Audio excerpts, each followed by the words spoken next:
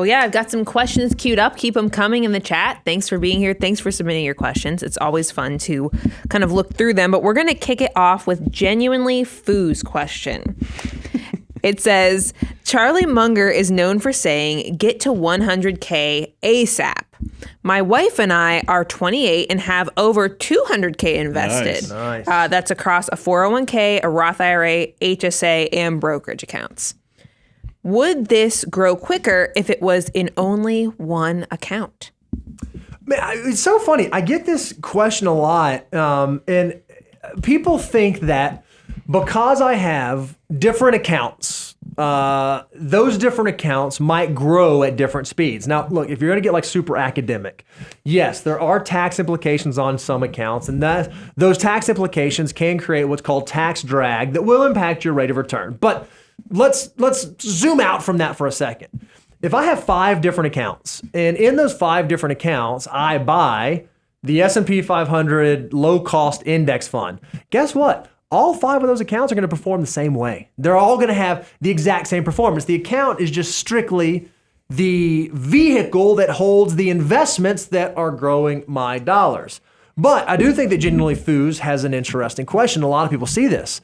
Their financial life gets so spread out, and they end up having 10 different pieces working, or 10 different accounts, 10 different things, doing 10 different things, moving in 10 different directions. Well, when that's the case, it's really, really difficult to have your money working as effectively and efficiently as it can. We always use the symphony illustration. If you have an orchestra and everyone is playing on a different sheet of music and you have all these different instruments, it's not going to make beautiful music. But if you can get all of those instruments and all of those musicians playing on the same sheet of music, moving towards the same end goal, it's going to create something beautiful. And we think that inside of your financial life, you can do that. So I don't think that Genuinely Foods needs to be worried about having multiple accounts, so long as they understand that those multiple accounts need to be working together towards the same objective. Well, I do have, by the way, G-Fu, you're rocking it. I just want you to know that.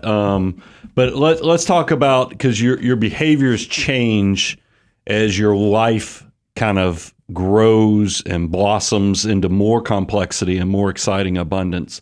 In the beginning, though, and this is for all my young people who are under 30, your savings rate is so much more important than even where you're putting the money. Huge. And so you've obviously shown that your savings rate has been great to get to $200,000.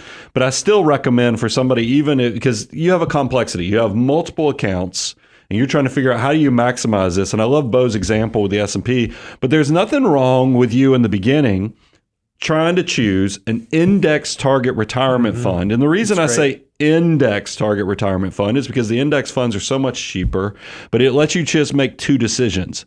When do I need the money and how much can I save every month? And then that's all you have to figure out. And then you just buy that in all the different accounts. Now, of course, when your accounts start to get much, much bigger, we're talking about 600, 700, 800, maybe even your first $1 million when you cross into 7 figures, tax location is going to mean a lot, and you'll start paying attention to what you buy into each of those taxable buckets, whether it's the tax-free, tax-deferred, or even the after-tax, just your brokerage investment account.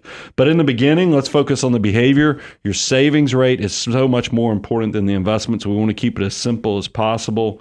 But that's the thing I would be focusing on. How do you get to that first $1 million as fast as possible? And I want to go back to you. You started this off with the Charlie Munger quote. I was about to double back to it. That's exactly right. I love it because we do a lot of content really kind of echoing what Charlie is talking about is that first $100,000, because it's for most people it's going to take you 7 to 9 years with what's considered a reasonable savings and investment rate to get to your first $100,000. But here's what's so exciting about compounding growth. Don't think linear. Don't think 1, 2, 3, 4, 5, 6.